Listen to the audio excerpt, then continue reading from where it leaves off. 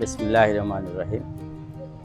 বাংলাদেশ জাতীয়তাবাদী দল বিএনপির পক্ষ থেকে দানের শীষের বাহক লায়ন মোহাম্মদ হারুন রশিদ সাহেব যে নির্বাচনী প্রচারণা চালিয়ে যাচ্ছেন, আমরা জনগণের দুয়ারে গিয়ে পৌঁছার সক্ষমতা অর্জন করেছি।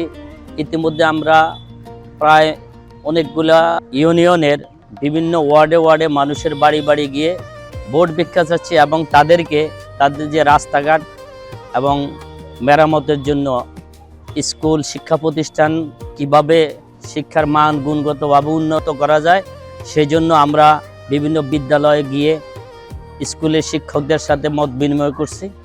পাশাপাশি কৃষকদের জন্য সার, বীজ ইত্যাদি কিভাবে বিনামূল্যে দেওয়া যায়।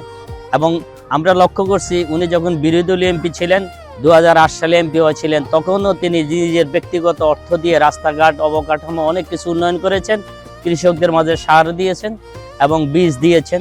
রাষ্ট্রনায়ক তারেক রহমান যদি রাষ্ট্র ক্ষমতায় আসতে পারে তাহলে আমরা ইনশাল্লাহ সার, বীজ থেকে এবং আমাদের দলীয় ম্যানুফ্যাকচারিংয়ে যা থাকবে সব কিছু মানুষের জনগণের দ্বারপ্রান্তে পৌঁছে দেওয়ার চেষ্টা করব।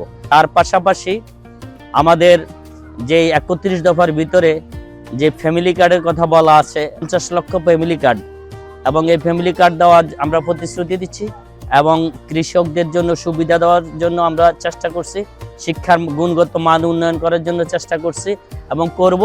এবং উনার যে মন মানসিকতা, ইনশাল্লাহ উনি তার ব্যক্তিগত তহবিল থেকে হলো এই ফরিদগঞ্জ উপজেলাকে একটি মডেল উপজেলা হিসাবে গঠন করবে। শিক্ষা থেকে শুরু করে সকল কাজে উনি উন্নয়ন করার প্রতিশ্রুতি দিয়েছেন এবং করবেন ইনশাল্লাহ।